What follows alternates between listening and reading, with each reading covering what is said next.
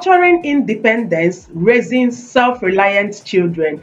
Hello everyone, I am Mma Okoye, your parenting coach and teens coach, a guidance counselor and the founder, Global Initiative for Proper Parenting. Welcome to my channel today at Parenting Issues with Mma Okoye.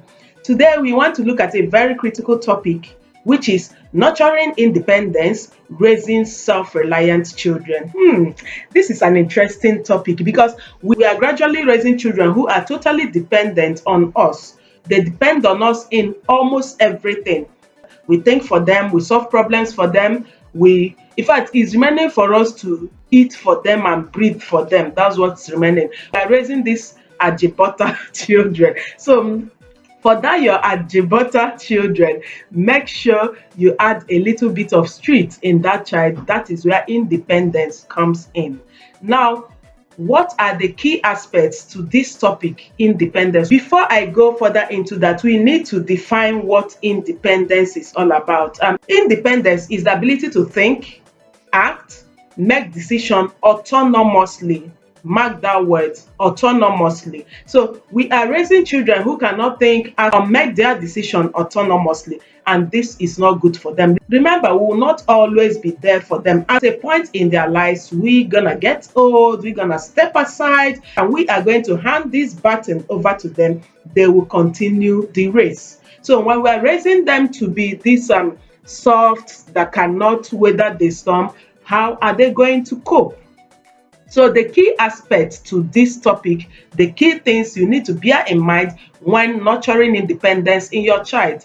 I mean, when you are raising self-reliant children, the key things in your mind should be self-reliance, a child who can stand on his or her own, decision-making skill, a child who can take decisions, wise decisions, think very well, weigh things very well before taking decision, problem-solving skills, and emotional regulation.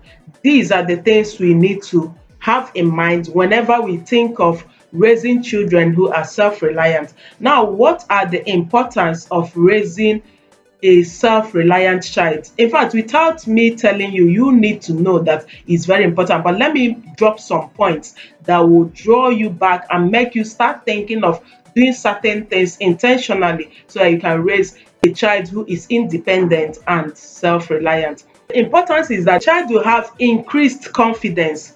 The child who is independent will have increased confidence. The child will also be prepared better for adulthood. Remember the song Adulthood Na Scam? When you are not prepared for adulthood, by the time you get to that stage, you will crash. We are all facing it. The bills, the challenges, do not know whether you are prepared for it or not, because they will be there to throw themselves at your face. They even force themselves down your throat. So the earlier you prepare your children for adulthood, the better for them. And also, the earlier you have rest in your old age, unless you don't want to have rest in your old age. So now you need to prepare them better for adulthood. That is why you need to nurture self-reliance, nurture independence in them. You need to help them have increased self-confidence. It's very, very important. It's also useful in helping them in problem solving, because life must come with lots of problems, and when these problems are coming, you are supposed to face them, you are supposed to solve them. Nobody is going to solve your problems for you. So you need to prepare your child by nurturing independence. Now, how can we nurture independence? Remember, these children have limited time to stay with you. They're not going to stay with you forever. I hope you know that. This little time they have to stay with you, you need to do a lot to impact a lot inside them so that you prepare them better to face that life that is not funny. That life that is filled with ups and downs, that is filled with challenges. Have you ever thought of that? So having told you what independence means, I've told you the benefits and the key aspects to this topic.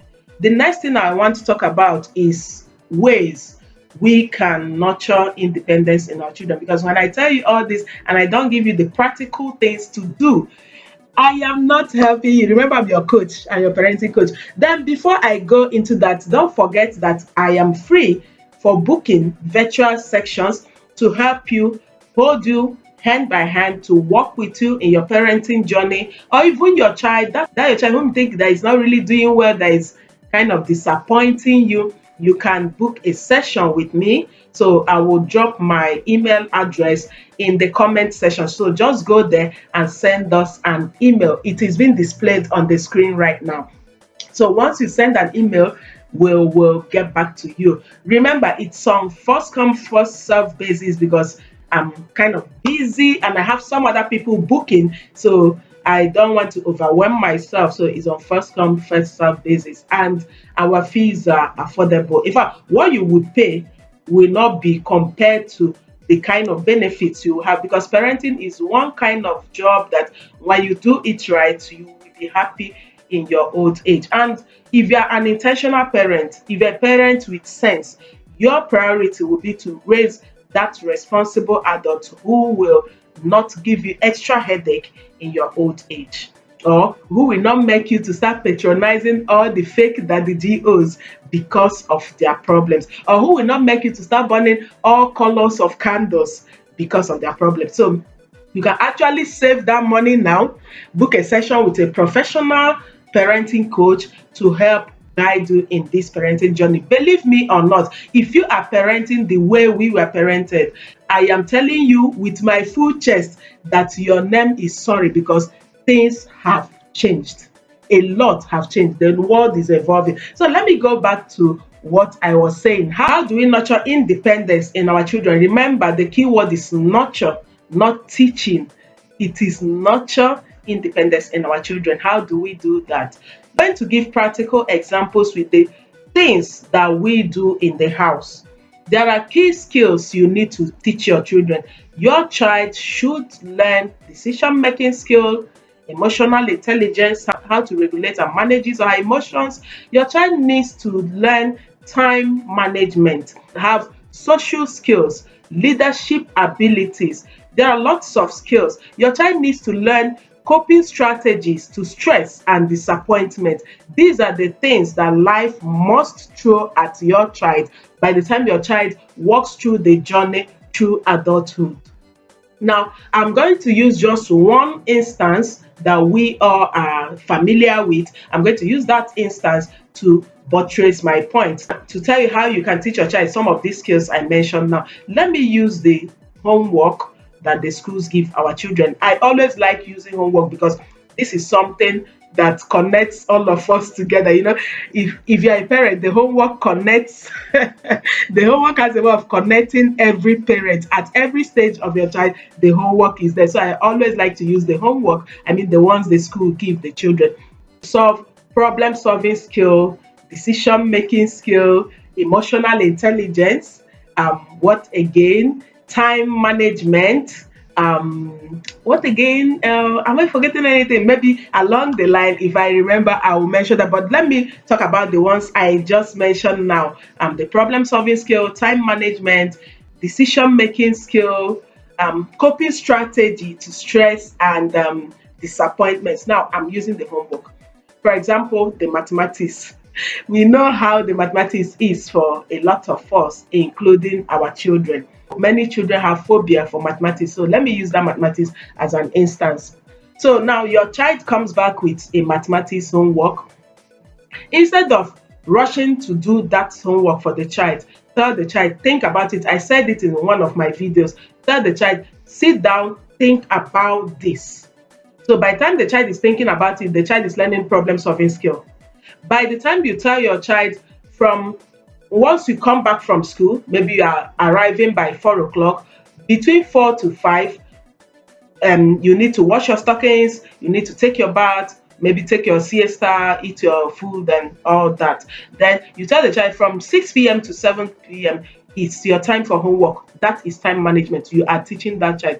Then by the time the child starts trying that homework, the child gonna feel frustrated, the child gonna feel disappointed, the child wants to do quickly so that he or she can go and play his or her game. You can tell the child, if you can finish this from this time to this time, you'll be able to go play your game, have time out, watch television or whatever you want to use as a timeout or a break for the child. You are teaching time management. Now, when the child is frustrated, you need to tell the child, don't be frustrated, this is just a problem that you need to solve. So think out, what did your teacher say about it? And the child may say, my teacher did not teach me this. Don't start shouting, the teacher is wicked. No, no, no. Say, okay, the teacher did not teach, or the teacher taught and you forgot. Let's think about it. So the child will think about it, problem solving skill, deal with that frustration, learn to manage his or her emotions. You are teaching lots of things within that time frame. You can apply this even in house chores. You tell your child to go and wash the plate, and the child, because he or she wants to rush, will not do it very well. You tell the child, go back and wash it again. You are teaching consequences. So these are things you need to teach your child. Now imagine when your child does nothing in the house. How will he or she learn these skills? So some of the things we let them do, some of the things we allow them do, are practically teaching them some of these skills. You are indirectly teaching these skills. Can you see why our set, we are stronger than some of these children we are raising now? Because our parents allowed us do these things, but we don't allow our children do these same things.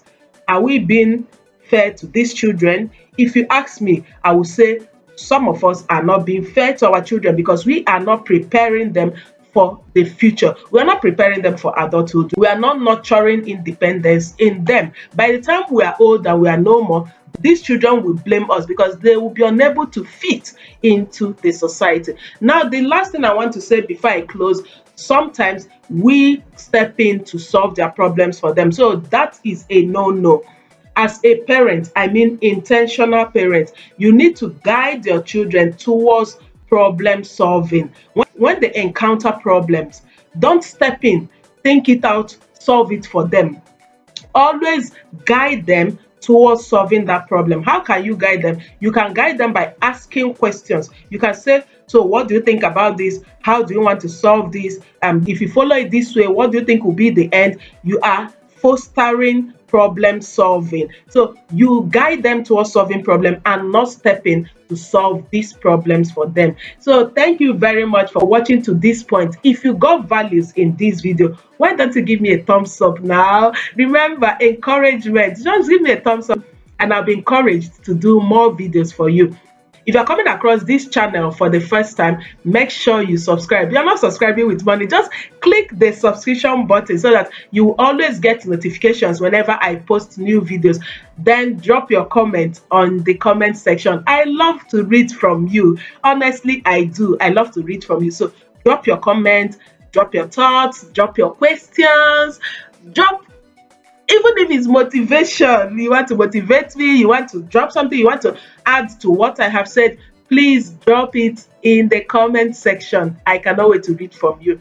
Then finally, like I said before, I'm available for booking. You can book me. You can also buy my parenting books. I have books that I wrote, Parenting Issues, Volume 1, Volume 2. Then the books I wrote for the teenagers, I called it Between Love, Infatuation, and My Identity. You can place your order. You can buy for yourself. You can buy for some parents, share to them. That's a way to share love. Yeah, that's a way to share love, and love makes the world go round. Just as I'm sharing love by bringing this teaching to you, you can share love by buying this book and giving to some person. We deliver nationwide and internationally. Don't forget, I'm still your parenting coach, your teens coach, Mma Okoye, the guidance counselor. I'm always here for you. I'm always here to give a listening ear and a shoulder for you to lay on.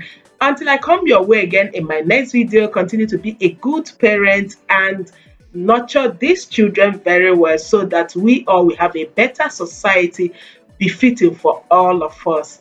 Goodbye. Thank you. Goodbye.